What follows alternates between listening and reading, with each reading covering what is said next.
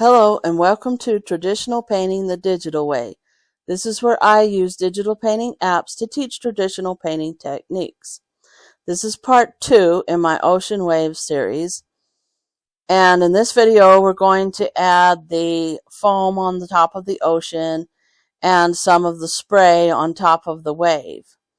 If you want to follow along with traditional materials, check out part 1 in this series, where I have a list of all the paint and canvas and brushes that I use.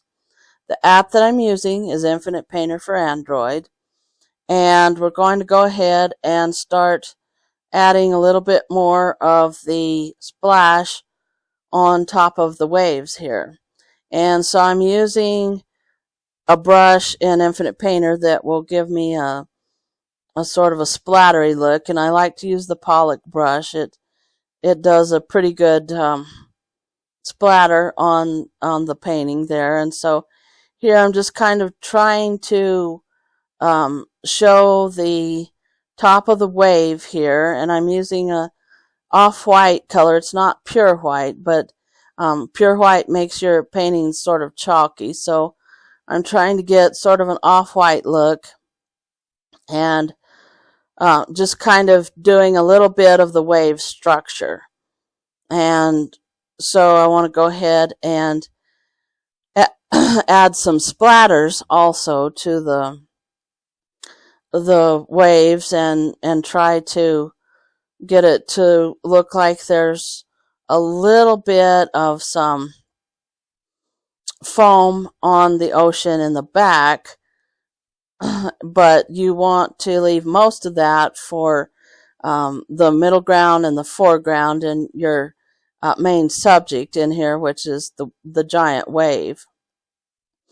And you want to kind of make broken lines and sort of lines in a zigzag shape, and also make them kind of in a banana stroke so that it gives movement to your painting. And then you want to go ahead and smudge in that white color and sort of don't erase all of it, but smudge it in and soften the edges of it, and don't let it look like it's got a hard line. You want to keep sort of a softened edge and a softened line, but don't kill all your dark and light colors in the water. You want to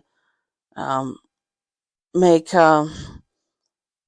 little crests of the waves, and you also want to kind of do your big wave structure there. You want to use a kind of a thin brush, and you can use old oil will work well, or you can even use some of the pastel brushes in Infinite Painter, and it'll give you kind of a broken line.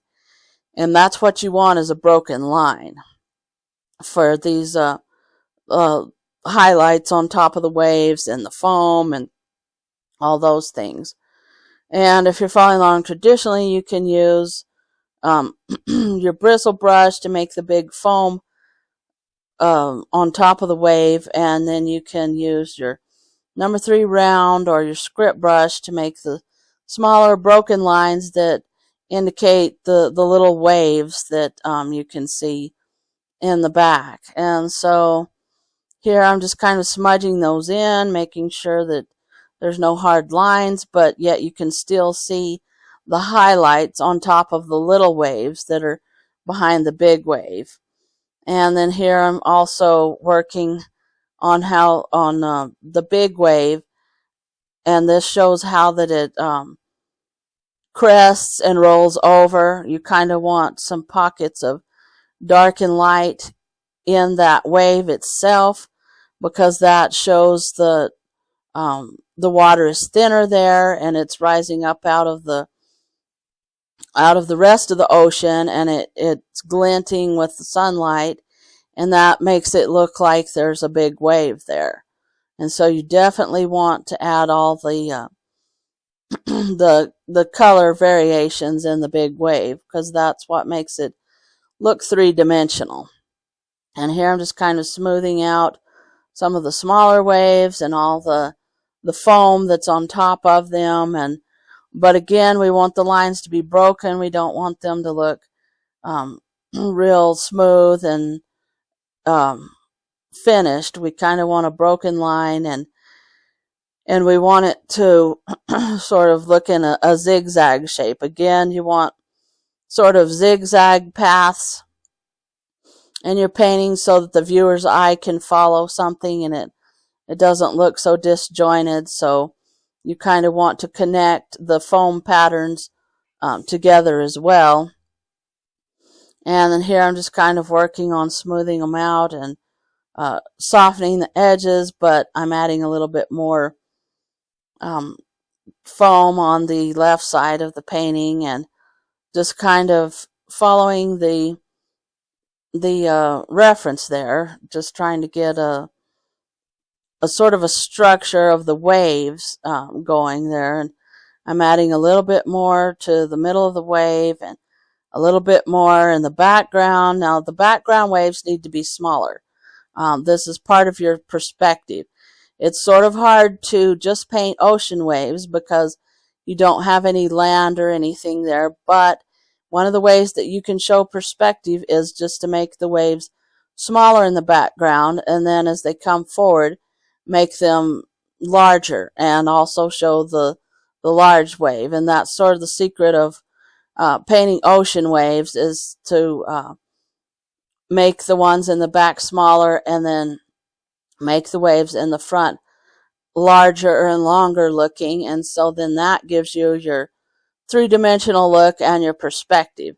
And also don't forget about the contrast. You definitely need the contrast of the white foam against a darker background, and also the contrast of the foam on top of the wave against a darker center of the wave. And so here I'm just kind of working a little bit more on the spray, and you can go ahead and use one of the spray brushes in Infinite Painter. And if you're following along traditionally, you can take an old toothbrush and just thin down a mixture of white acrylic gesso with a touch of cadmium orange and put lots of water in it and just splatter it on the edges of your wave there, and that will give you a water spray look, and it does a very good job of giving you a natural look, like the water is splattering on your canvas.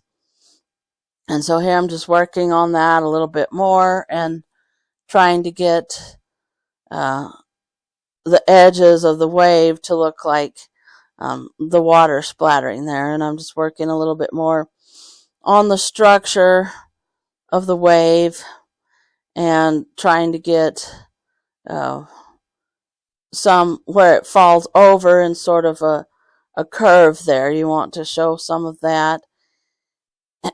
And you want to go ahead and show where it splatters as it hits the bottom of the wave, hits more water. You want to show the splashes and things like that. And then you can go ahead and shrink it down and look and see how it looks. That's sort of the equivalent of stepping back from your canvas and seeing what it looks like.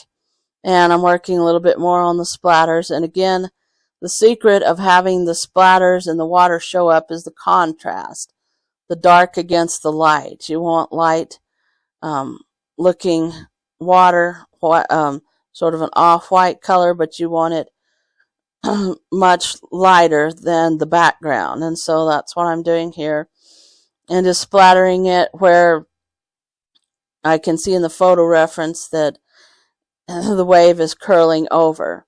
And this photo reference that I got is from Pixabay.com, and you can use Pixabay.com to get all kinds of good photos and for references to practice these kinds of things like water and ocean waves and how to do them. And it works really well for all these studies. And so here I just want to go ahead and work a little bit more on the wave, the big wave. You want it to be the center of your painting. You kind of want it to be the focal point. And you can add a little bit of more of an orange look to an orange tint, I should say. You don't want the white to be pure orange, but add a little bit of some orange tint so that you get some color going in your wave there. And you can even tint it with a little bit of some pinkish colors also. Just as the sunlight hits the water, it does all kinds of different effects. So you want to go ahead and just kind of add a little bit of some color to your foam. And here I'm just working a little bit more on the structure of the wave. Here you would start to add a little bit more details to this and just kind of do the edges of your giant wave. It's going to have a little bit of some edges, and you still would soften those down, but you can leave them a little bit more defined than you've been leaving the background and some of the foam in the front. You just kind of want to give a little bit more structure to your wave and a little bit more of a detail. Again, you don't want a hard line. You want to make sure that this line is broken up. When you add the details to your wave, you want to make sure that it's also not straight looking. You don't want just a straight line. You want a zigzag type of a line, a sort of a banana shaped stroke as well, and that's what I'm adding here. Some more highlights to the waves in the foreground and also on the giant wave, and you just want to go ahead and give that some more detail, but you kind of want to again smudge some of the edges out into the water around it to soften them and not have real hard lines. So it's kind of a balance between the hard lines and the soft lines, but you do want to have a little bit of some structure and some detail just to make it look more like it's not just one blob or anything. You want a little bit of some structure to your wave and to the waves in the front, especially you want, as it gets closer to the viewer's eye in your painting, you want to have a little bit more structure. The background can be really loose and fairly blended in. You might add a little bit of broken lines, but you want most of your detail to be on the wave in the center. And also I darkened the waves in the corners in the foreground so that the viewer's eye will travel more to the center of the painting, because you want to keep the viewer's eye engaged and on the focal point of your painting, which is the big giant wave that is making lots of splashes. And it just gives a dynamic look to your painting to have all this the splatters and all the foam on the edge. And here I'm just kind of going through looking at the splatters, the splatter brushes, and there's quite a few in Infinite Painter.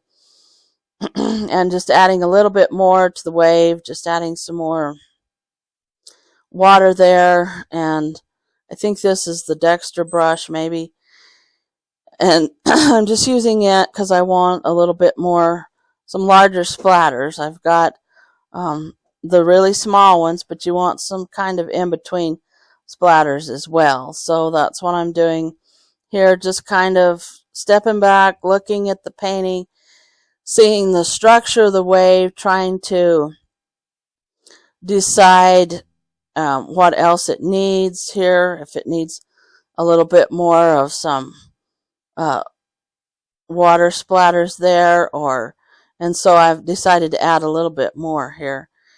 And just looking at it and trying to figure out if it will be more dynamic if I add some splatters. You don't want to put too many that it kills the pockets of dark and light that you have in the wave. You want to kind of make sure that it just kind of accentuates those things and doesn't actually cover them up, because you can get too many splatters on your waves and you have to go back and redo it, and I've had to do that before. So you kind of want to make sure that you leave those pockets of dark and light, but have enough splatters in there that it makes your painting look dynamic. And so that's what I'm doing here, just kind of adding a little bit more to the edges and around on the big giant wave. That's mostly where you want it, is on the giant wave. And so I'm just kind of looking around and trying to add different sizes of splatters. And you can add a little bit of some darker color back in your painting if you think that you put too much white over it. If you splattered it too much, that's kind of how you would fix it, as you go back and add some. But I think that I've got it pretty well done here, and the details are looking nice on the waves, and so I went ahead and signed it and called it done.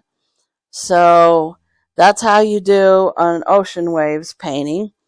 And if you're interested in what else I'm going to do next, then go ahead and hit the subscribe button. Thanks everybody for watching. Thank you so much for your support. If you have any questions or what you would like to see next, leave them in the comments down below, and I will catch you later.